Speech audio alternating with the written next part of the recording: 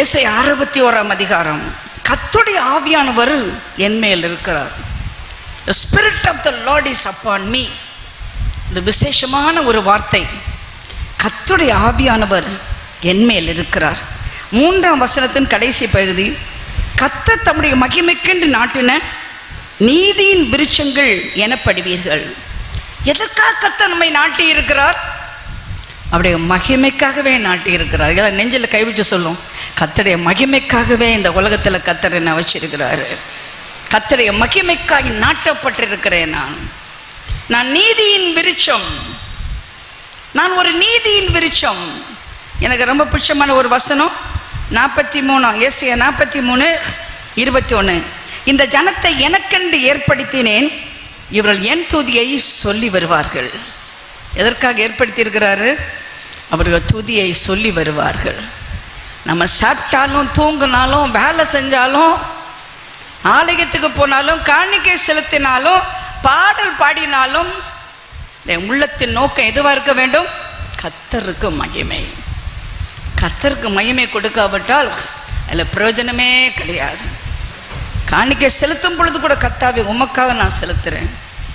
பாடல் பாடும் பொழுது கூட உமக்காக நான் பாடுகிறேன். உம்முடைய என் துதியை சொல்லி வருவார்கள். நம்முடைய துதியை சொல்லி வரத்தான் இந்த உலகத்தில் வச்சிருக்கிறேன். எனக்கு ரொம்ப பிடிக்கும். கன்னியாகுமரி மாவட்டத்து மக்கள் சோத்திரம் சோத்திரம் சோத்திரம்னு சொல்கிறேன் நான் கேட்டிருக்கிறேன். சோத்திரம் சோத்திரம் சோத்திரம், நின்றாலும் எழுந்தாலும் சோத்திரம் சோத்திரம் சொல்கிற கர்த்தருடைய பிள்ளைகளை பார்த்துருக்கேன். இதை நீங்கள் உங்கள் பழக்கமாக வைத்துக்கொள்ளுங்க. தம்முடைய மகிமைக்கென்று நாட்டின விருட்சங்கள். ஞாயிற்றுக்கிழமை கிறிஸ்தவங்களாக இருக்கக்கூடாது, பண்டிகை கிறிஸ்தவங்களாக இருக்கக்கூடாது, குட் ஃப்ரைடே கிறிஸ்தவங்களாக இருக்கக்கூடாது, 1ஆம் தேதி அந்த கிறிஸ்தவங்களாக இருக்கக்கூடாது, கலண்டர் கிறிஸ்தவங்களாக இருக்கக்கூடாது, கலண்டர் உள்ள வசனத்தை மட்டும் படிக்கிறது, கலண்டர் கிறிஸ்தவங்களாக இருக்கக்கூடாது, காத்தா செத்து போயிட்டா மட்டும் கோயிலுக்கு வருவாங்க, கல்யாண கிறிஸ்தவங்களாக இருக்கக்கூடாது, கல்யாணத்துக்கு மட்டும் ஆலயத்துக்கு வருவாங்க. அதிலும் வேடிக்கை, பொண்ணு பார்க்கறதுக்கு சொல்லுவாங்க, நீ சர்ச்சுக்கு பாப்பா பொண்ணு பார்க்கலாம், 4வது ரோவில் உட்காந்துருவா வந்து பாருன்னு. பொண்ணு பார்க்கறது சர்ச்சில். இதுக்காக வர்றவங்க கிடையாது. நாட்டப்பட்டவர்கள், பிளான்டட், ரூட்டட், கிரவுண்டட். கர்த்தருடைய ஆலயத்தில் நாட்டப்பட்டிருக்கிறேன். ஞாயிற்றுக்கிழமை மட்டுமல்ல, திங்கட்கிழமையும் செவ்வாய்க்கிழமையும் புதன்கிழமையும் வியாழக்கிழமையும் சனிக்கிழமையும் கர்த்தருடைய ஆலயத்துக்கு நான் போவேன். இந்த கொரியாவில் 11 லட்சம் மக்கள் ஒரு ஆலயத்தில் இருக்காங்க. காரணம் தெரியுமா? காலையில் 4 மணிக்கு ஐஸ் கோல்டு, நம்ம ஃப்ரிட்ஜ் மாதிரி இருக்க சமயம் கூட ஆலயம் நிரம்பி வழியும். கர்த்தரை ஆராதிக்கிற ஆலயத்துக்கு போகிற மக்கள் பல தேசத்தில் நான் பார்த்துருக்கிறேன். ஆப்பிரிக்காவில் ஆயிரக்கணக்கான மக்களை பார்த்துருக்கிறேன். 50,000 பேரை பார்த்துருக்கேன். அமெரிக்காவில் 40,000 பேரை பார்த்துருக்கிறேன். நம்ம ஆலயம் அப்படி தான் இருக்கணும். ஞாயிற்றுக்கிழமை மட்டும் 1/2 மணி நேரம் வந்துட்டு வீட்டுக்கு ஓடி போகிற கூட்டமாக நான் இருக்கக்கூடாது. பைபிள் ஸ்டடிக்கு வரணும், லேடிஸ் மீட்டிங்கு வரணும், ஃபாஸ்டிங் ப்ரேயருக்கு வரணும். அப்போ தான் நம்முடைய சர்ச் வளரும். நீதியின் விருட்சங்கள் நாட்டப்பட்டிருப்பவர்கள். ஒரு செடி எப்படிங்க இருக்கும்? மேலே பார்த்து வளருமா, கீழே பார்த்து வளருமா? மேலே பார்த்தா வளரும். நீங்கள் மேலே உங்கள் கரங்களை தூக்கும் பொழுது, கர்த்தரை நீங்கள் பார்க்கும் பொழுது நீங்கள் நாட்டப்பட்ட விருட்சங்களாக இருக்கிறீர்கள் கர்த்தருக்கு என்று. ஆண்டவராகிய தேவன் நம்ம மத்தியில் வந்திருக்கிறார். கர்த்தருடைய ஆவியானவர் நம்ம மத்தியில் வந்திருக்கிறார். எதுக்காக? சிறுமைப்பட்டவர்களுக்கு சுவிசேஷத்தை அறிவிக்க கர்த்தர் என்னை அபிஷேகம் பண்ணினான்.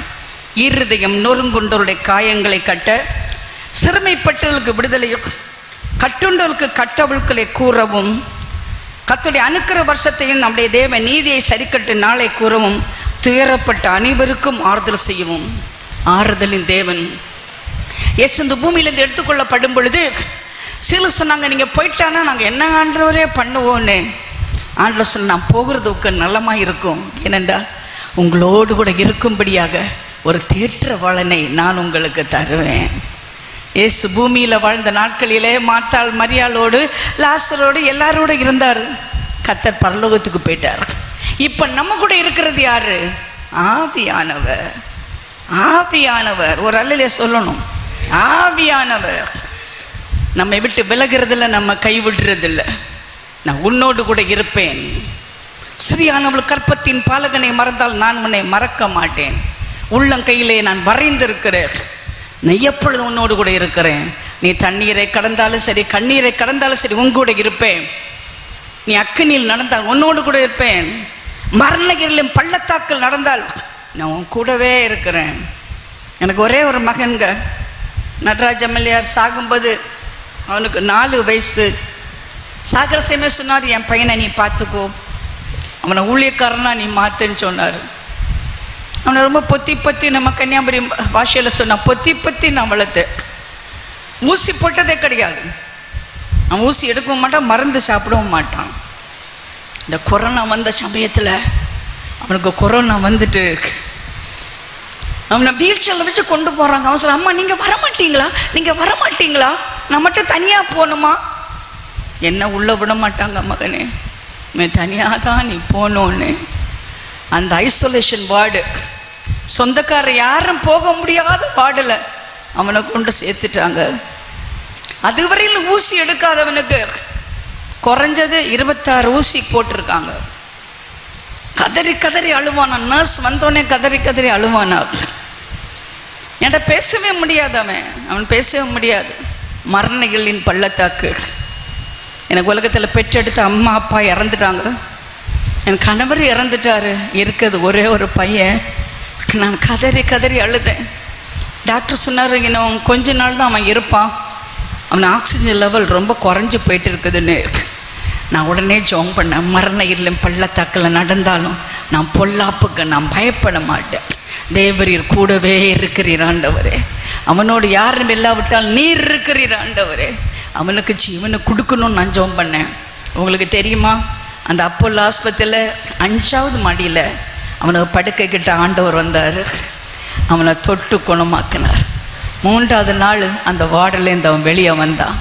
எதுக்கு நான் சொல்கிறேன் தெரியுமா, சில வியாதிகள் வரும் பொழுது, வேதனைகள் வரும் பொழுது நம்மோடு யாருமே இருக்க முடியாது, நம்ம நேசித்தவங்களாரும் யாரும் இருக்க முடியாது. ஆனால் கர்த்தர் சொன்னார், நான் உன்னை விடவே மாட்டேன், உன் கூடவே இருப்பேன்.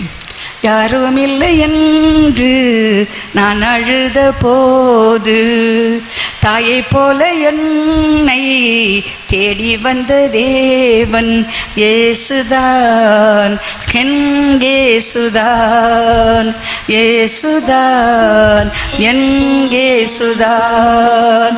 வியாதி படுக்கையிலே நான் இருந்த வேளையிலே, வியாதி படுக்கையிலே நான் இருந்த வேளையிலே, காயங்களை ஏற்றவரே, காயங்களை ஆற்றினீரே, காயங்களை ஏற்றவரே, காயங்களை ஆற்றினீரே, காயங்களை ஏற்றவரே, காயங்களை ஆற்றினீரே, காயங்களை ஏற்றவரே, காயங்களை ஆற்றினீரே.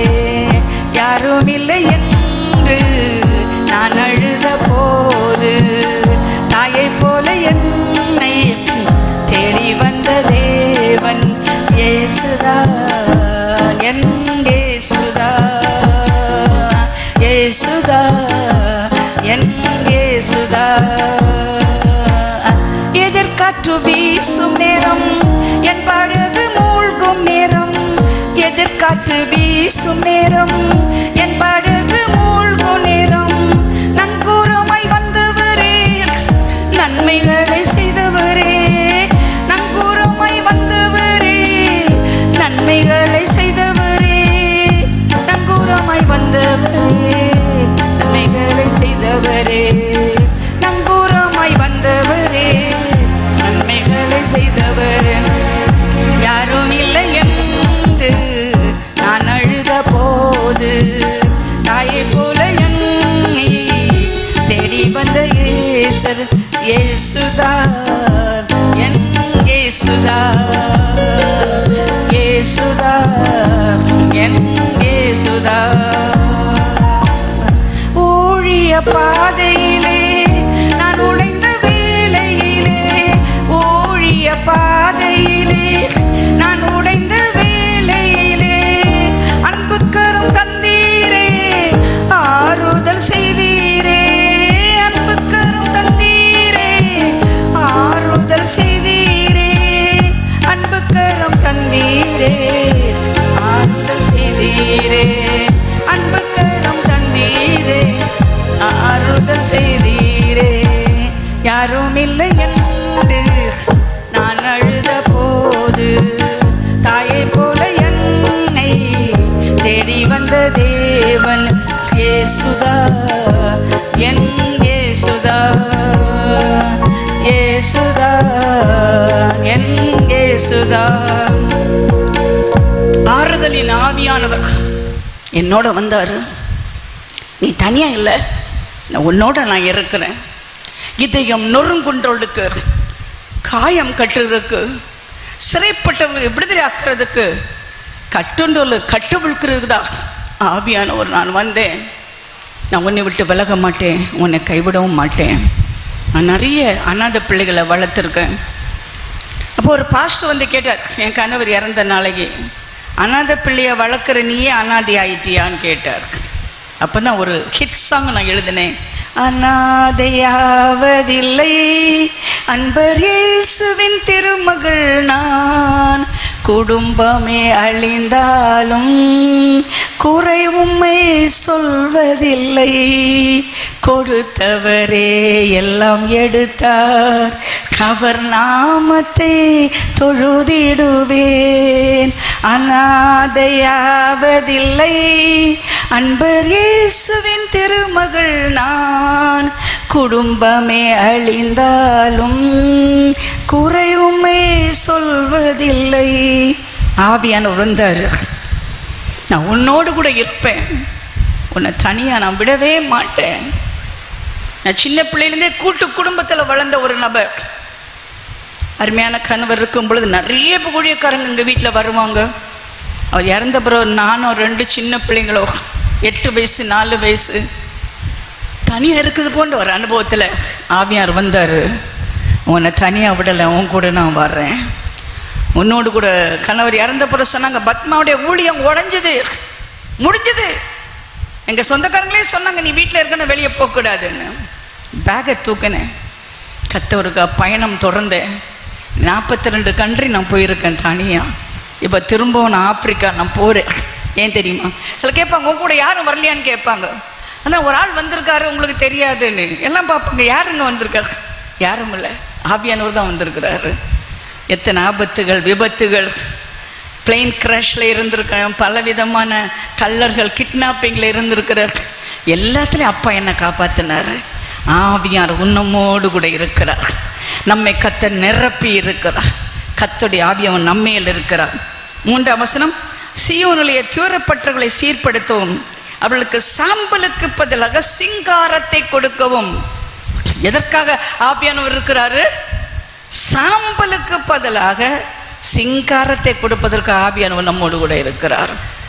கன்னியாகுமரி மாவட்டத்தில் இந்த இப்போ நிறைய எனக்கு ஃபோன் கால் வரும்.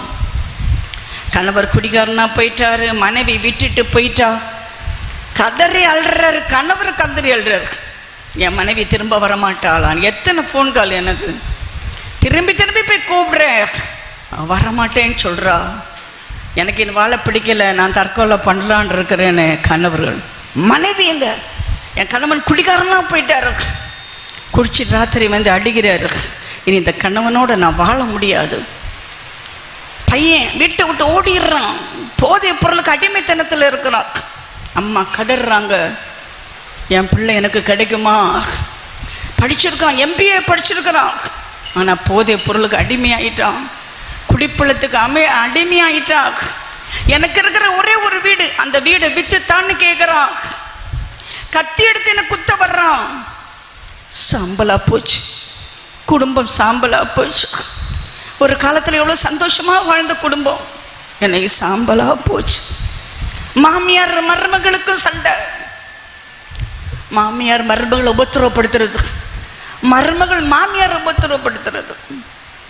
பயங்கரம் பயங்கரம். ஒரு காலத்தில் சந்தோஷமாக குடும்பமாக மாமியாருக்கு கீழ்ப்படிஞ்சு மருமகள் இருந்தாங்க. மருமகளை மகளை போல பார்த்தாங்க மாமியார். என்னை ஒருத்தருக்கு ஒருத்தர் போராட்டம், சண்டை. கொடுத்த வரதட்சணை குறைவாக இருக்கு, இன்னும் வேணும்னு கேட்டு பொண்ணை துரத்துறது சாம்பலாக போச்சு. வாசிக்கலாம் 1 சாமுவேல் 30ஆம் அதிகாரம். தாவீதும் மனுஷரும் 3 நாளில் சிக்லாக்கு சேருவதற்கு வருஷருக்குள்ளே அமலேக்க தென்புறத்து சீவியின் மேல் சிக்லாக்கு விழுந்து சிக்லாக்கை கொள்ளையடித்து அதை அக்கினியா சுட்டெரித்து அதில் ஸ்திரீகளாகிய சிறியவர்களையும் பெரியவர்களையும் சிறைப்பிடித்து ஒருவரையும் கொண்டு போடாமல் அவரை பிடித்து கொண்டு தங்கள் வெளியே போய்விட்டார்கள். தாவீது அந்த மனுஷரும் அந்த பட்டணத்துக்கு வந்தபோது இதோ அக்னியால் சுட்டரிக்கப்பட்டது என்றும் தங்கள் மனைவிகளும் தன் குமாரனும் குமாரத்திகளும் சிறைபிடித்து கொண்டு போகப்பட்டார்கள் கண்டு அப்பொழுது தாவீது அவனுடைய ஜனங்களும் அழுகிறதுக்கு பலனில்லாமல் போக மட்டும் அழுதார்கள். தாவீதோடு கூட ஒரு கூட்டம் மக்கள் இருந்தார்கள். வேலை தேடி வெளியூர் போய்விட்டு திரும்பி வரும் பொழுது அந்த பட்டணம் தீப்பிடித்து எரிகிறது. ஓடி போறாள். இங்க மனைவி எங்கே? மனைவியை காணும். பிள்ளைகள் எங்கே? பிள்ளைகளை காணும். கூட இருந்தவங்க எல்லாம் தாவீதை கல்லடிக்க போனாங்க. நீதான் எங்களை கூட்டிட்டு போன. எல்லாம் சந்தோஷமா இருக்கும்போது சந்தோஷமா இருந்தாங்க. ஒரு பிரச்சனை வரும்பொழுது தாவீதை கல்லடிக்கணும்னு இருந்தாங்க. அழுகிறதுக்கு பலமில்லால் போக மட்டும் தாவீது அழுதான் என்று வேதம் சொல்கிறது. பெண்கள் அழுகிறத நான் பார்த்துருக்கிறேன், ஆனால் ஆண்கள் இப்படி அழுறத நான் பார்த்ததே இல்லை. சில ஆண்கள் அழுறாங்க, வெளியே காட்ட மாட்டாங்க, வீட்டுக்குள்ளே போய் அழுவாங்க, பாத்ரூமில் அழுவாங்க, வேலை ஸ்தலத்தில் அழுவாங்க.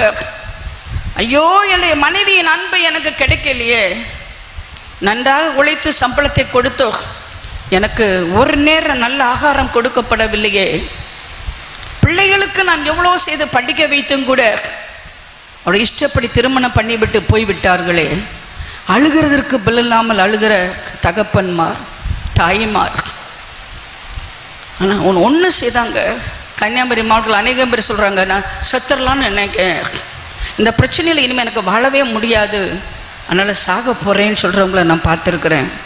ஒரு தற்கொலையின் ஆவி இந்த கன்னியாகுமரி மாவட்டத்தில் சுற்றி வருவதை நான் பார்க்குறேன். ஆனால் தாவீது என்ன பண்ணான் தெரியுமா? அவன் கத்திடத்திலே போனான். ஒரு அல்லே சொல்லுங்க பார்க்கலாம்.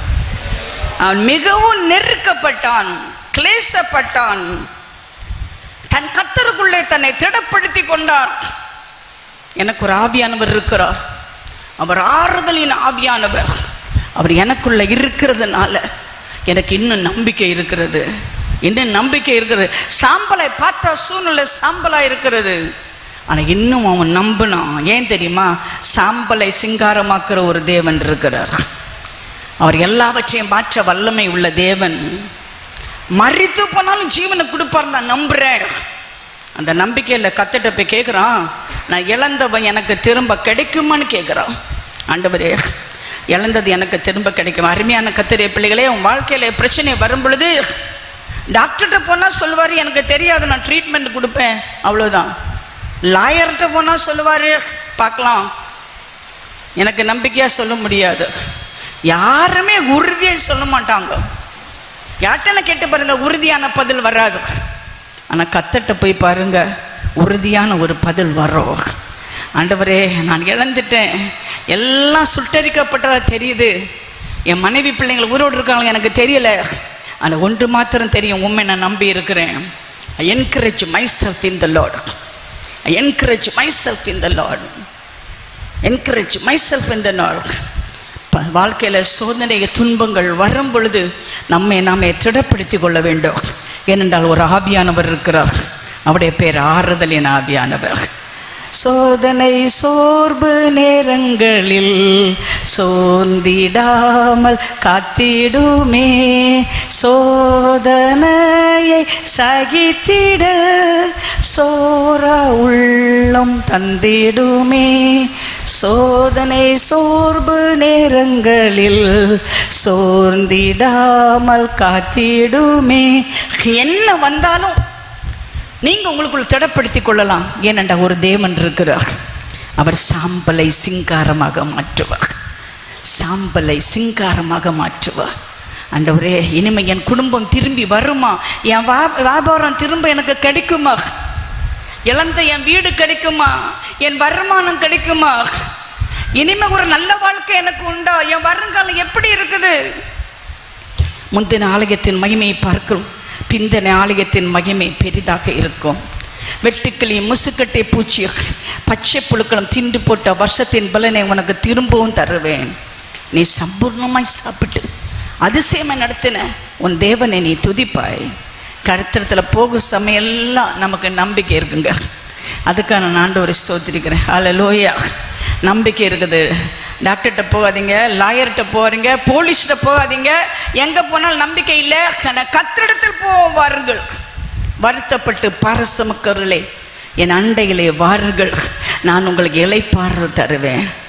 கர்த்தர் மேல் உன் பாரத்தை வைத்து விடு, அவர் உன்னை ஆதரிப்பார். ஒருபோது நீதிமானை தள்ளாட விடமாட்டார். சீயோனிலே தூரப்படுகிறவர்கள், சீயோனிலே சம்பலாய் போனவர்கள் அசிங்காரமாக. வேதம் சொல்கிறது, அவன் கொள்ளையாடின எல்லாவற்றிலும் சிறியதிலும் பெரியதிலும் குமாரத்தில் ஒன்றும் குறைபடாமல் எல்லாவற்றையும் தாவீது திருப்பி கொண்டான். ஒரு அல்ல சொல்லுங்க பார்க்கலாம். இன்னைக்கு கர்த்தர் ஒரு வாக்குத்தத்தம் கொடுக்கிறார். நீ வாழ்க்கையில் எதை இழந்து நிற்கிறாயோ அது திரும்ப உனக்கு கிடைக்கும். நம்புறீங்களா? நீ நம்பினால் அது கிடைக்கும், நம்பினால் வாய்க்கும். 18 வருஷமா பிரிஞ்சு போனவங்க என் மீட்டிங்கில் ஒன்றா சேர்ந்துருக்காங்க. 15 வருஷம் பிள்ளை இல்லாதவங்களுக்கு பிள்ளை பிறந்திருக்கு. வியாபாரம் நொடிஞ்சு போய் தற்கொலைக்கு போனவங்க ஜெபித்த பிறகு மறுபடியும் கர்த்தர் பெரிய வியாபாரத்தை கொடுத்துருக்கார். கர்த்தர் சகலத்தை உனக்கு திருப்பி தருவதற்கு வல்லமை உள்ள தேவனாக இருக்கிறார். ஹல்லேலூயா, ஹல்லேலூயா. சீயோனிலே துயரப்பட்டவர்களுக்கு ஆறுதலை கர்த்தர் கட்டளையிடுகிறார். வேதம் சொல்கிறது, சாம்பலுக்கு பதிலாக சிங்காரம், துயரத்திற்கு பதிலாக ஆனந்த தைலத்தையும், ஆனந்த தைலம், oil of gladness. You can be drunk with the wine of the holy spirit, oil of gladness. சிலர் பார்ப்பாங்க, என் பார்த்து கேட்பாங்க, எவ்வளோ கஷ்டம் இருந்தாலும் நீங்கள் சிரிச்ச முகத்தோடு இருக்கீங்களே, எப்படி உங்களால் சிரிக்க முடியுது? நான் சொன்னேன், எனக்கு ஆனந்த தைல அபிஷேகம் இருக்குது, அதனால தான் நான் சிரிக்கிறேன். நான் சந்தோஷமாக இருப்பதற்கு இந்த உலகத்தில் எந்த நியாயமும் கிடையாது. ஆனால் நான் சந்தோஷமாக இருக்கிற காரணம் கர்த்தர் எனக்கு ஆனந்த தைல அபிஷேகத்தை கொடுக்கிறார். ஹல்லேலூயா. துயரத்திற்கு பதிலாக ஆனந்த தைல அபிஷேகம். என்னை கேட்டுக்கொண்டு கர்த்தருடைய பிள்ளைய, கர்த்தருக்குள் மனமகிழ்ச்சியாக இருப்பதே நம்முடைய பலன். கர்த்தர் நம்மை பலப்படுத்துகிறார், நம்மை சந்தோஷப்படுகிறார். தேவனுடைய ராஜ்யம் புசிப்பும் குடிப்பும் இல்லை, அந்த சந்தோஷமும் சமாதானம் இருக்கும். நான் கதை மாதிரி சொல்லிட்டு போன வீட்டுக்கு போய் பாசிங்க. 2 நாளாகமம் 20ஆம் அதிகாரத்தில் யோசபாத் என்ற ஒரு நல்ல ராஜா இருந்தார். அவருக்கு விரோதமாக ஏராளமான ஜனங்கள் அவனுக்கு விரோதமாக வந்தார். அப்படி யோசபாத் பயந்து கர்த்தரை தேடுறதுக்கு ஒருமுகப்பட்டு யூதாவின் உபவாசத்தை கூறிவித்தான். யூதா ஜனங்கள் கர்த்தரிடத்திலே சகாயம் தேட கூடினார்கள். யூதாவில் உள்ள எல்லா பட்டணங்களிலிருந்து அவர்கள் கர்த்தரை தேடினார்கள். அப்பொழுது யோசபாத் ஆண்டவரை பார்த்து ஜெபம் பண்ணுவார், எங்கள் தேவனே, அவள் நியாயம் தீர்க்க மாட்டீரோ? எங்களுக்கு விரோதமாக வந்த இந்த ஏராளமான கூட்டத்திற்கு முன்பாக நிற்கிற எங்களுக்கு பலன் இல்லை. நாங்கள் செய்ய வேண்டியது என்னதென்று எங்களுக்கு தெரியவில்லை. ஆகையால் எங்கள் கண்கள் உண்மையே நோக்கி கொண்டிருக்கிறது. உங்கள் வாழ்க்கையில் ஒரு குறிப்பிட்ட சூழ்நிலை என்ன செய்யணும்னு எனக்கு தெரியல அப்படின்னு நீங்கள் நினச்சது உண்டா? இன்றைக்கு கூட நினச்சிருக்கீங்களா? பிள்ளைகள் எந்த ஆஸ்பத்திரியில் போகிறது, ஆப்ரேஷன் எந்த ஆஸ்பத்திரி போகிறது, கல்லூரியில் எந்த கல்லூரியில் பிள்ளை சேர்க்கிறதுக்கு, எங்கே போய் நல்ல மருமகனே மருமகளை தேடுவது, எங்கே வீடு கட்டுறது, எங்கிருந்து பணம் வரும், செய்வது என்னதென்று எங்களுக்கு தெரியவில்லை. துயரம், கண்ணீர், வேதனை. நான் ஜெபித்து தான் பார்க்குறேன், ஆண்டவரே எனக்கு பதிலொன்றும் வரலையே, நான் என்ன பண்ணுவேன் ஆண்டவரே? என் வாழ்க்கையில் ஒரு தவறான முடிவை நான் எடுக்கக்கூடாதுப்பா ஆண்டவரே, தயவுசெய்து என்ன செய்வதென்று எனக்கு தெரியாத போது என் கண்கள் உண்மையே நோக்கி கொண்டிருக்கிறது. அருமையான கர்த்தருடைய பிள்ளை, கர்த்தருக்கு காத்திரு, ஒரு புது பலனை கர்த்தர் தருவார். கர்த்தருக்கே காத்திரு, அவர் உனக்கு வழி காட்டுகிற தேவன். என்ன செய்வதென்று தெரியவில்லை என்கிற இடத்துல நீங்கள் ஒரு தீர்மானம் எடுக்கக்கூடாது. கர்த்தருடைய பாதத்தில் உட்கார்ந்துருக்கணும். ஹல்லேலூயா. சில சகோதரிகளை பார்க்குற கள்ள தீக்கசிட்டு போயிடுவாங்க. கள்ள தீக்கசிட்டு நிறைய கள்ள தீக்கதரிசிகள் நம்ம நாட்டில் இருக்காங்க. போய் கேட்பாங்க, என் மகளுக்கு எங்கேருந்து மருமகன் வருவான், எனக்கு மருமகன் கேட்டான். அவர் கள்ள தீக்கதரி சொல்லுவார், நீங்கள் ரோட்டில் நின்றுட்டுருங்க, ஒரு நாள் கருப்பு மோட்டார் பைக்கில் சிவப்பு சட்டை போட்டு ஒருத்தன் வருவான், அவன்தான் உங்கள் பையனுக்கு பொண்ணுக்கு ஏற்ற மாப்பிள்ளைன்னு. இப்போ இந்த மாமியார் எங்கே நிற்கிறாங்க? ஸ்ட்ரீட் கார்னரில் நின்றுட்டு கருப்பு மோட்டார் பைக்கில் சிவப்பு சட்டை போட்ட பையன் யாருன்னு பார்த்துட்ருக்காங்க. ஒரு நாள் ஒரு பையன் கிடச்சான்.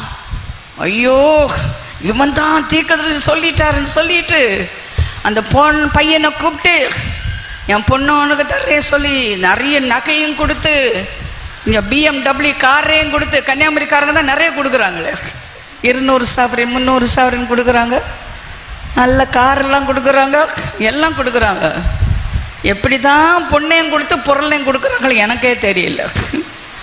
இப்போ எல்லாம் என்கிட்ட சொல்லுவாங்க, சிஸ்டர் கன்னியாகுமரியில் போய் ஒரு பொண்ணு பாருங்க சிஸ்டர்னா, ஏங்க கன்னியாகுமரி? அவங்க தான் கிலோ கணக்கில் தருவாங்க.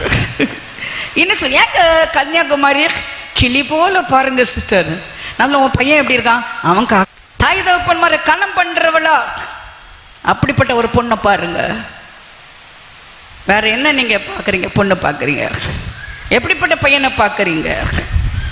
எத்தனை பேர் ஏமாந்துருக்கீங்க? இங்க என்னுடைய தம்பி லாயராக இருக்கான். அந்த ஒரு பொண்ணு ஹஸ்பண்டோட சண்டை போட்டோன்னே அவன் போய் சமரசம் பண்ண போயிருக்கான். 14 பவுன் தாலியை தூக்கி எரிஞ்சாலும் அவன் வேண்டாம், அவனுக்கு தாலியை வேண்டாம், அவனு வேண்டான்னு. பெண்கள் எப்படிப்பட்ட ஆங்காரமுள்ள பெண்களாக கன்னியாகுமரியில் மாறி இருக்காங்க. அம்மா அப்பா கஷ்டப்பட்டு பணத்தை சம்பாதிச்சு கண்ணீர் வெடிச்சு பெரிய கல்யாணம் பண்ணி வச்சு கடைசியில் 2 மாதத்தில் வீட்டுக்கு ஓடி வந்துடுறாங்க. திரும்ப நான் போக மாட்டேன்னு சொல்லிட்டு. எத்தனை குடும்பம் அப்படி இருக்கு? எத்தனை குடும்பம் அப்படி இருக்கு? என்னை கேட்டுக்கொண்டு கர்த்தருடைய பிள்ளைய, கல்யாணம் ஆச்சு, பெரிய கல்யாணம், பயங்கரமான பெரிய கல்யாணம். கன்னியாகுமரியில் இப்போ கேட்கவோ வேணும், லோகமாளும் ஆண்டவர் பாட்டு பாடிட்டு எல்லா 7 விதமான கூட்டு பாயசம், அட்டப்பாயசம், எல்லா பாயசம் சாப்பாடெல்லாம் கொடுத்துட்டு அதுக்கு பின்னால் பாத்திரம் பண்டங்கள்லாம் போகும், லாரியில் போகும். சரி, அந்த பையன் என்ன சொன்னான்னு சொல்லுங்க கல்யாணத்துக்கு? எனக்குள்ளதெல்லாம் உனக்குள்ளது, பிறர்முகம் பாராதபடி, பெரிய போய் பிறர்முகம் பாராதபடி உனக்கே விவாக பூஷனாக இருப்பேன் எல்லாம் சொல்லியாச்சா? கல்யாணம் நடந்தாச்சா? 3ஆம் நாள் சண்டையா? எதுக்கு தெரியுமா? ஒரு சீப்புக்கு. என் சீப்பு ஒன் சீப்புன்னு. ஒன் சீப்பில் பேன் இருக்கு, என் தலையில் வரக்கூடாது, ஒன் சேலை மொட்டை தலையாயிரும், எனக்கு முடி போயிடும்னு சண்டையா? இந்த சண்டை எது வர போகுது தெரியுமா? டிவோர்ஸ் வர போகுதாம். அப்போ அவங்க ஐயர்கிட்ட போய் சொல்லுவோம், அவர் என்ன சொல்கிறாரு பார்க்கலாம். கடைசி ஐயர்கிட்ட போகலான்னு. ஐயர் கேட்டார் அவன்கிட்ட, ஏய், உடன்படிக்கை தோழிக்கு நீ துரோகம் பண்ணலாமா? உடன்படிக்கை பண்ணினா ஏன்? அந்த பையனா, ஐயரா நானா பண்ணேன், நீரெல்லவா பண்ணி, நீ சொன்னதே தானே நான் சொன்னேன்னு சொன்னாராம். பொய்யிலும் புரட்டிலும் புடைந்து கிடக்கிறது கன்னியாகுமரி கல்யாண சந்தை.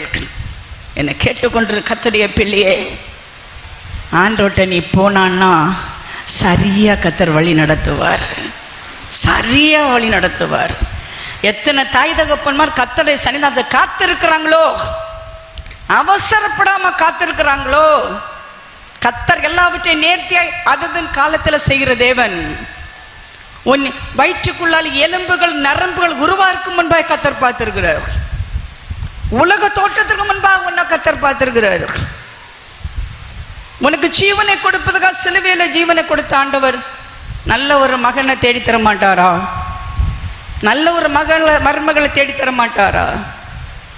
எதுக்காக நம்முடைய சுயபுத்தியின் மேல் சாய்ந்து போய்கொண்டிருக்கிறோம்? கர்த்தரை நோக்கி பார்ப்போமா?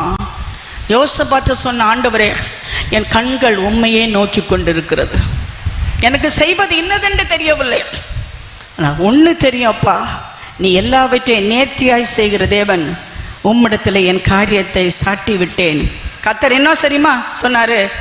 பயப்படாமல் கலங்காமல் இருங்கள், பயப்படாமல் கலங்காமல் இருங்கள். ஐயோ, பொண்ணுக்கு 25 வயசாயிட்டு, பையனுக்கு 26 வயசாயிட்டு, பயப்படாமல் கலங்காமல் இருங்கள். வேதம் சொல்கிறது, இது உங்களுடைய யுத்தம் இல்லை, இது என்னுடைய யுத்தம். நீ போராட தேவையில்லை, நான் உனக்காய் போராடுவேன். என் பேரில் இதை விட்டுவிடு, இந்த பொறுப்பை என்னிடத்தில் விட்டுவிடு. பொன் தேடுறது, மருமனை தேடுறது யார்ட்டையும் விடாதீங்க, கர்த்தர்ட்ட விடுங்க. கர்த்தர் நேர்த்தியாக உங்களுக்கு செய்வார். அதுக்காக நான் ஆண்டவரை ஸ்தோத்திரிக்கிறேன். இது என்னுடைய யுத்தம், இது உன்னுடைய யுத்தம் அல்ல.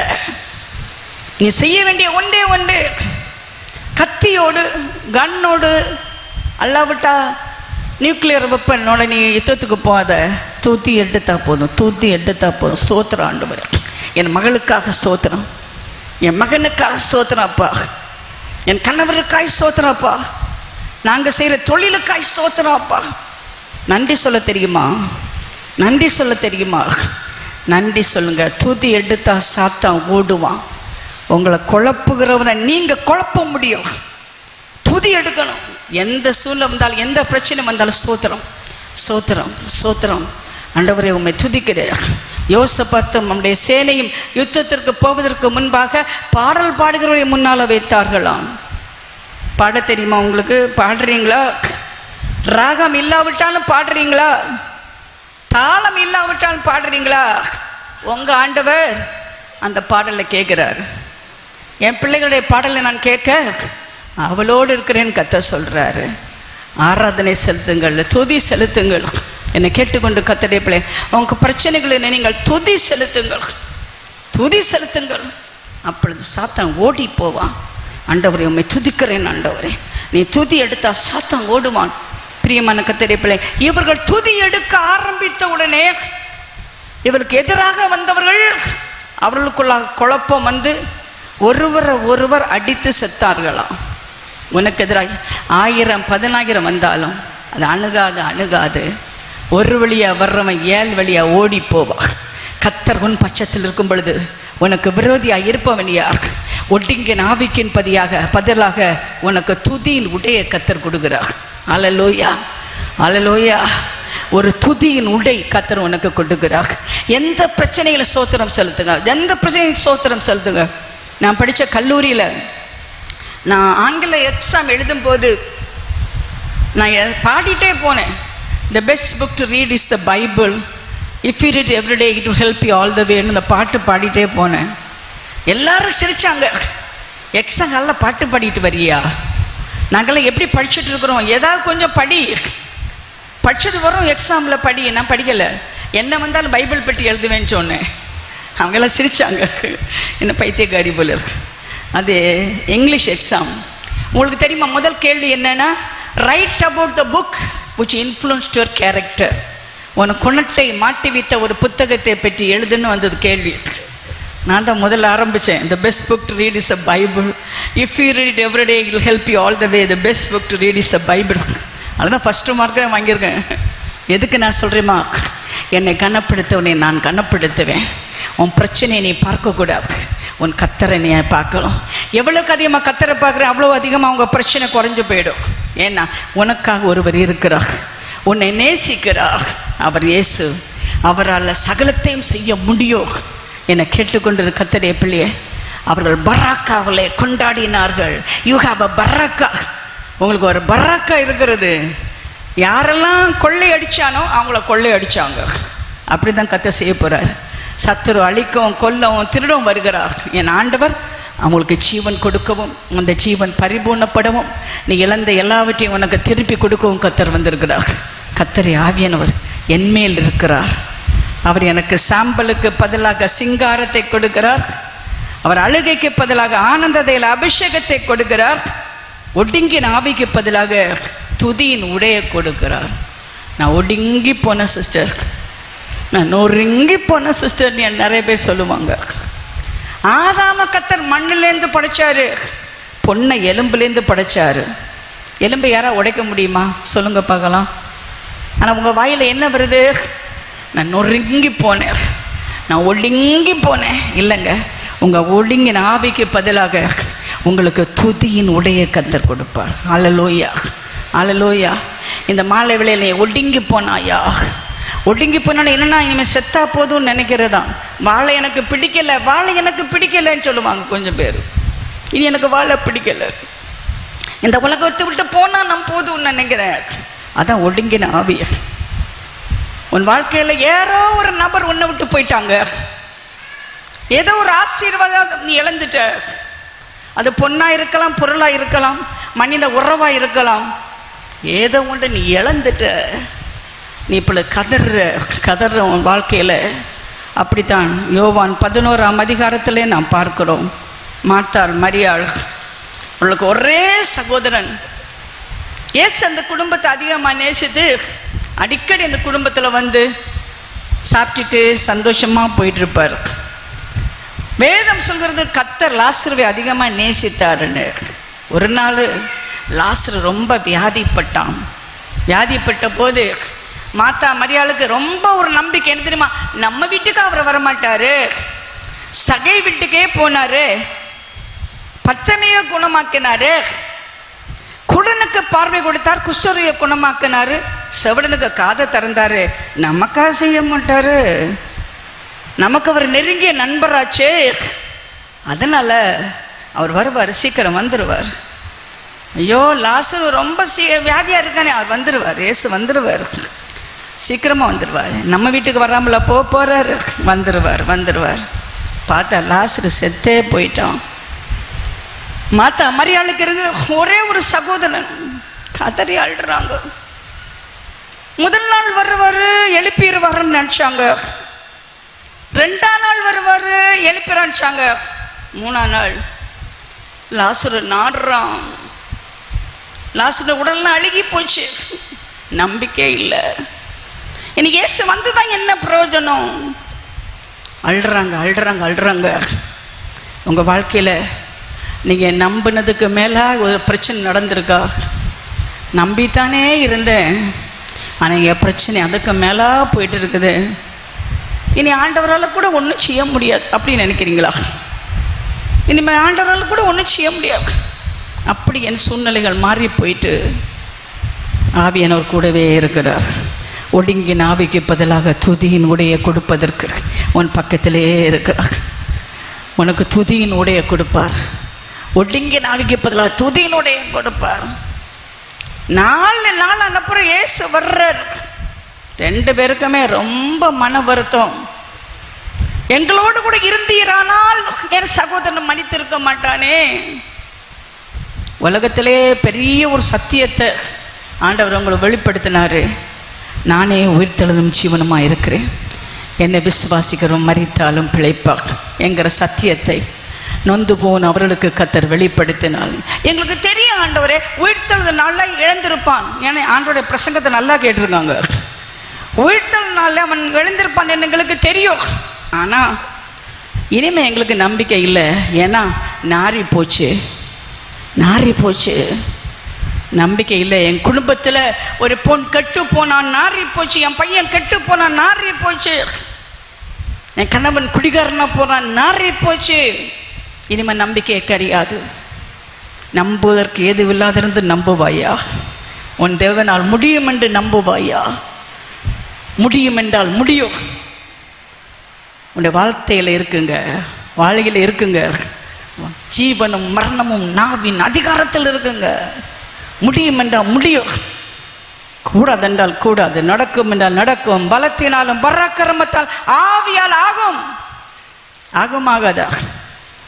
ஆகாதா? இந்த ஆவியானவர் நம்பினவங்க எவ்வளவு தூரம் நாரி போனாலும், எவ்வளவு தூரம் நீங்கள் நினைக்கிறீங்க நடக்காதுன்னு நினைக்கிறீங்களோ அது நடக்கும். தாமதித்தார் என்றால் தரமாட்டார் என்றல்ல, பெரிய அற்புதம் வருகிறது என்றால், பெரிய அற்புதம் வரப்போகிறது என்கிற ஒரு அடையாளம். பிரியமான கர்த்தருடைய பிள்ளை, இயேசு வரப்போறார் உங்கள் வீட்டுக்கு. இயேசு வரப்போறார் உங்கள் வீட்டுக்கு. எனக்கு ரொம்ப சந்தோஷம் தெரியுமா? இயேசு வீட்டுக்கு வருவார். நாங்கள் கூட கூப்பிட்டா வருவோம்னு சொல்ல முடியாது, ஆனால் நீ கூப்பிட்டா இயேசு வருவார். சகை வீட்டுக்கு போனாரா இல்லையா? பேதுரு வீட்டுக்கு போனாரா இல்லையா? மாத்தா மரியாள் வீட்டுக்கு எப்போதும் போவார் இல்லை? வராமல் இருக்கவே மாட்டார். உன் கூப்பிடுதலுக்கு செவி கொடுக்கிறவர். ஆபத்து காலத்தை என்னை கூப்பிடு, நான் உன்னை விடுவிப்பேன், நீ என்னை மகிமைப்படுத்துவாய். நான் வருவேன், உன் வீட்டுக்கு வருவேன், வந்து குணமாக்குவேன். உன் வீட்டுக்கு வந்து நான் குணமாக்குவேன். உன் வீட்டுக்கு வந்தால் சாவு ஜீவனாக மாறும், துக்கம் சந்தோஷமாக மாறும், அழுகை ஆனந்த களிப்பாய் மாறும், ஒடுங்கினாவி துதையினுடைய மாறும். உன் வாழ்க்கையில் இருக்க தனிமை இனிமையாக மாறும். ஒரு மாற்றம் தேவை என்றால் இயேசுவை கூப்பிடுங்கள். இயேசு கண்ணீர் விட்டாருங்கிற ஒரு வசனம் அங்கே தான் இருக்கு. இயேசு லாசரு வீட்டுக்கு வர்றதுக்கு முன்னால சொல்லுவார், நம்ம போய் அவனை எழுப்புவோன்னு அந்த சீடர்கிட்ட சொல்லுவார். அப்படி என்றால் லாசரு அவர் உயிரோடு கூட எழுப்ப போகிறார் என்பது அவருக்கு தெரியும். நான் இயேசுவாக இருந்தால் சிரிச்சிருப்பேன், ஏன்னா எழுப்பத்தானே நான் போகிறேன்னு. ஆனால் அவர் அழுதார். ஏன் தெரியுமா? மாத்தார் மரியாள் அழுதுனது அவருக்கு தாங்கலை. என்னை கேட்டுக்கொண்டிரு கர்த்தருடைய பிள்ளையே, சகோதரியே, நீ வடிக்கிற கண்ணீரை பார்த்துட்டு அவர் சும்மா இருக்க மாட்டார். உன்னோடு கூட அழுகிறவர், உன் வேதனையை புரிந்தவர். நீ குடும்பத்துக்காய் வடிக்கிற கண்ணீரை அவர் பார்த்திருக்கிறார். உன் துக்கத்தை சந்தோஷமாகவும் ஒடுங்கின ஆவியை துதியின் உடையாகவும் மாற்றுவதற்கு தான் இந்த கூட்டத்துக்குள்ள உங்களை அழைத்து கொண்டு வந்திருக்கிறார். வைத்த இடத்தை காட்டுங்களேன், வைத்த இடத்தை காட்டுங்கள். உன் பிரச்சனை எங்கே இருக்குன்னு காட்டு ஆண்டவர்கிட்ட. வேற யார்ட்டையும் காட்டாத, ஆண்டவர்கிட்ட காட்டு. நாரமே ஆண்டவரே, நாரமே ஆண்டவரே, நாரி போச்சே ஆண்டவரே. இல்லை இல்லை இல்லை இல்லை, எவ்வளவு நாரி போனாலும் உன் கர்த்தரால அந்த சூழ்நிலையை மாற்ற முடியும். உன் ஒடுங்கின ஆவியை துதியினுடைய மாற்ற முடியும். அந்த கல்லறை கிட்ட வந்தோடனே அந்த கல்லை புரட்டி தள்ளுங்கன்னு சொன்னாங்க. லாசருவே வெளியே வா. 4 நாளாயே நாரி போன உடம்பு மறுபடியும் உயிரோடு வருகிறது. அதுதான் நம்முடைய ஆண்டவராக இயேசு கிறிஸ்து. இன்றும் உங்களுக்காக சகலத்தை அவர் செய்ய வல்லவராக இருக்கிறார். உங்கள் பிரச்சனை எவ்வளோ மோசமாக போயிருக்கலாம், எவ்வளோ துன்பம் துக்கம் வேதனை நீங்கள் வாழ்ந்து கொண்டிருந்திருக்கலாம். ஆனால் ஆண்டவர் உங்களை ஒடுங்கின ஆவியை துதியின் உடையாக மாற்றுகிறார். அல்லேலூயா. மாத்தாள் மரியாள் எப்படி தூச்சிருப்பாங்க சொல்லுங்க பார்க்கலாம். எப்படி தூச்சிருப்பாங்க? அந்த அடுத்த அதிகாரத்தில் பார்க்கணுங்க. விருந்தே பண்ணுவாங்க. லாசரு எல்லாம் சேர்ந்து விருந்தே பண்ணுவாங்க. உங்கள் வாழ்க்கையிலும் ஒரு பெரிய விருந்தே வரப்போகிறது. அழுது கொண்டிருக்கிற நீ இனிமே அழ மாட்டாய். உன் துக்க நாள் முடிந்து போகிறது. உன் கண்ணீருக்கு ஒரு முற்றுப்புள்ளி, உன் கவலைக்கு ஒரு முற்றுப்புள்ளி வாழ்க்கையில் கர்த்தர் வைக்க போறாரு. ஏன்? கர்த்தருடைய ஆவியானவர் நம்ம மேல் இருக்கிறார். அவருடைய பிரசன்னம், அவருடைய பிரசன்னம் எனக்கு ரொம்ப பிடிச்ச தேவ பிரசன்னம். எங்கள் வரதுக்கு முன்னால் ஜெபம் பண்ணிட்டு வருவேன்.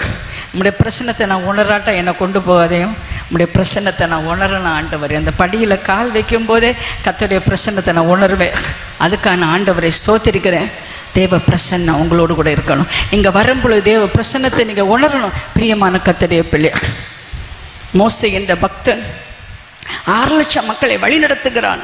33 அதிகாரம் யாத்திராகமத்தில் ஆண்டவர் சொன்னார், நான் தூதனை உனக்கு முன்பாக அனுப்புவேன். தூதன் ரொம்ப வல்லமை உள்ளவன் தான். எசேக்கியா காலத்தில் 185,000 பேர் அவன் கொன்றுவான். தூதன் ஒரே ஆளு. தானியேலுடைய சிங்கக்கபியில் எல்லா சிங்கத்துக்கு வாயும் ஒரே அடியாக கட்டிடுவார். ரொம்ப பவர் தான். ஆனால் மோசே என்ன சொல்லுவான்?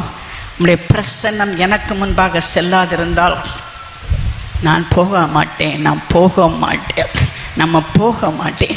கர்த்தருடைய பிரசன்னத்தை நீங்கள் உணரணும். ஆவியின் பிரசன்னத்தை நீங்கள் உணரணும். எங்கே போனாலும் ஆவியின் பிரசன்னத்தை உணரணும். எங்கள் ஒரு பாஸ்டர் சொல்லுவார், ஒரு பெரிய போதகரை கூட்டத்துக்கு கூப்பிட்டாரா. அவர் 7 மணிக்கு பிரசங்கம் பண்ணணுமா. அவருக்கு ரூமில் போய் கதவை தட்டினான்னா ஒரு கதவை திறக்கவே மாட்டேங்காராம். ஒரே ஒரு குரலாம், நீர் வராவிட்டால் நான் போக மாட்டேன், நீர் வராவிட்டால் நான் போக மாட்டேன். அப்போ வெளியே நின்ன பாஸ்டர் சார், இவர் யாரை கூப்பிடுறாரு, வராட்டா போக மாட்டேன்னு சொல்கிறாருன்னு. இப்போ கதவை திறந்தான்னா கர்த்தர் என்னோடு வராதிருந்தால் நான் பேசுகிறதும் செய்கிறதும் வீணாக இருக்கும்.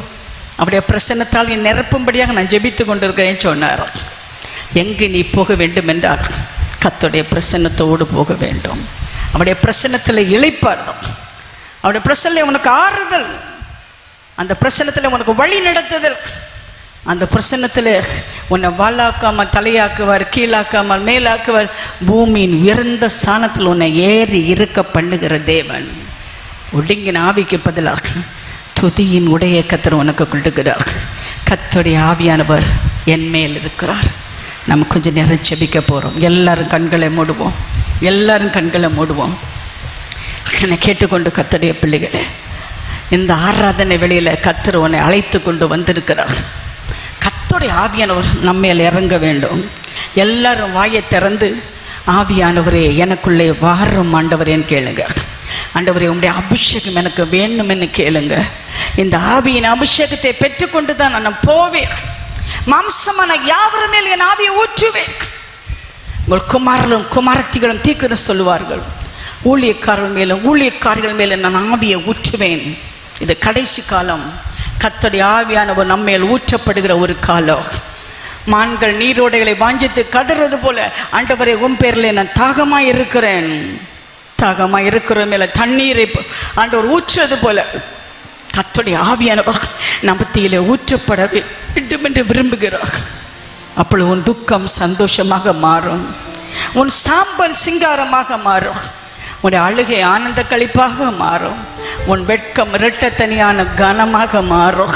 ஆண்டவரே நிரப்புங்கப்பா, என் நிரப்புங்க. என் குடும்பம் சாம்பலாகி போயிட்டு ஆண்டவரே, நம்பிக்கையே இல்லை, திரும்பி ஒன்று சேரும் என்று நம்பிக்கையே இல்லை. ஆனால் உன்னை நம்பி இருக்கிறேன், உன்னை நம்பி இருக்கிறேன். என் சாம்பலை சிங்காரமாக்க உம்மால முடியும் ஆண்டவரே. அப்பா, என்னை சுற்றி இருக்கிற பிரச்சனைகள் ஏராளம், ஒன்றா ரெண்டா, எனக்கு பயமா இருக்கிறது, செய்வது இன்னதென்று எனக்கு தெரியவில்லை, கதறுகிறேன். என் கண்கள் உண்மையில் நோக்கமாக இருக்கிறது ஆண்டவரே. எனக்கு தெரியல, என்ன செய்ய வேண்டும் என்று தெரியல. யூதா மனுஷரே, ஆண்டவர் சொல்றார், இது உன்னுடைய யுத்தம் அல்ல, நீ யுத்தம் பண்ண தேவை கிடையாது, உனக்காக நான் யுத்தம் பண்ணுவேன். நீ சும்மா இருப்பாய், நீ சும்மா இருப்பாய். உன்னை உபத்திரவப்படுத்தல தேடி நீ காணாதிருப்பாய். என்று காண்கிற எதிரியை இனிமேல் நீ காண்பதில்லை என்றால் நான் உனக்காக யுத்தம் பண்ண போகிறேன். நான் உனக்கு ஜெயத்தை நான் கொடுக்க போகிறேன். அழாதே, கண்ணீர் வடிக்காதே, பயப்படாதே, திகையாதே. நான் உன் தேவன், நான் உனக்காக எழுந்தருளுவேன்.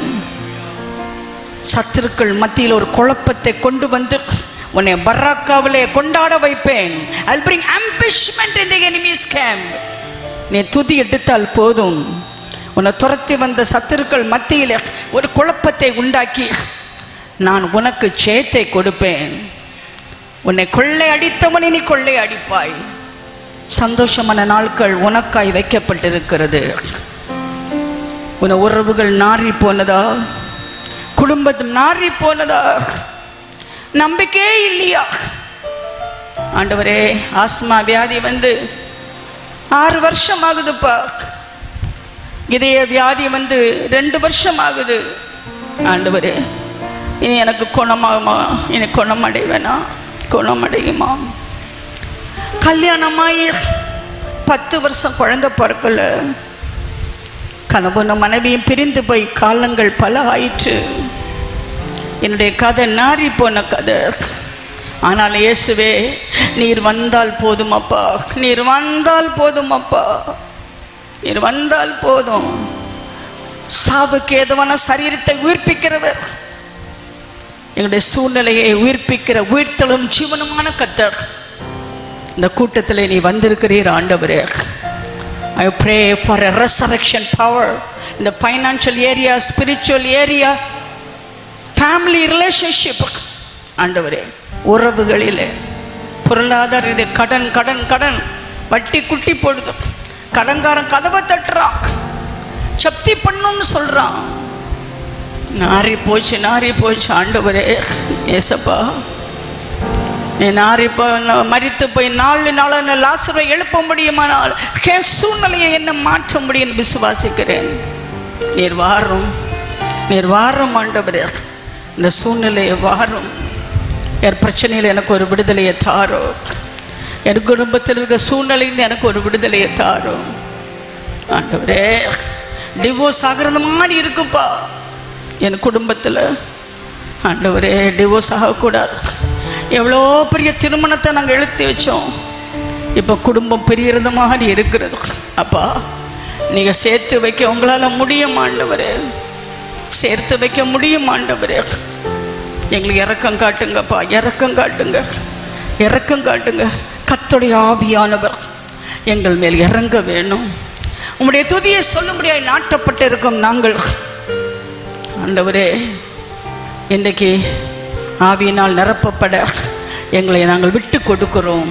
எல்லாரும் வாயை திறந்து 1 நிமிஷம் ஜெபம் பண்ணுங்க. வாயை விரிவாய் திற, நான் அதை நிரப்புவேன்.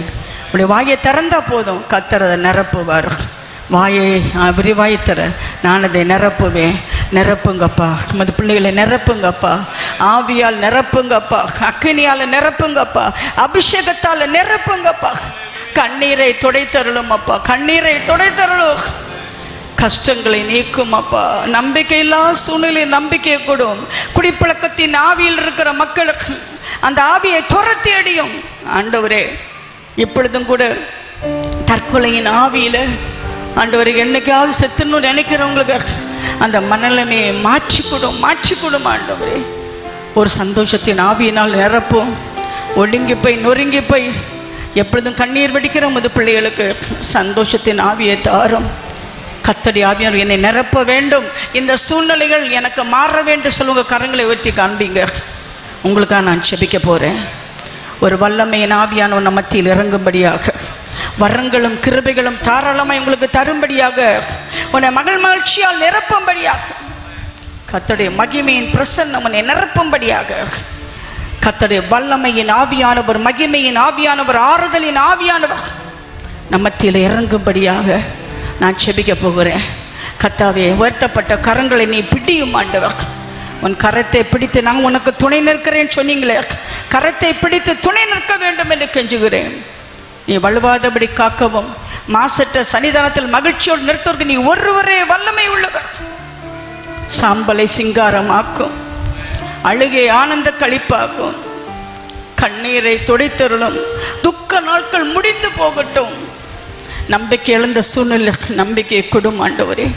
சக்கர வியாதி, மனவியாதி, நுரையீரல் வியாதி, இதய வியாதி, எலும்பு சம்பந்தமான வியாதி, நரம்பு சம்பந்தமான வியாதி, குடிப்பழக்கத்தின் ஆவி, தற்கொலையின் ஆவி, இயேசுவின் நாமத்தில் இவர்களை விட்டு ஓடிப்போவதாக விடுதலை கட்டளையிடும். அற்புதம் செய்யும். இயேசுவின் நாமத்தில் கெஞ்சி மன்றாடுகிறேன் பரமபிதாவே.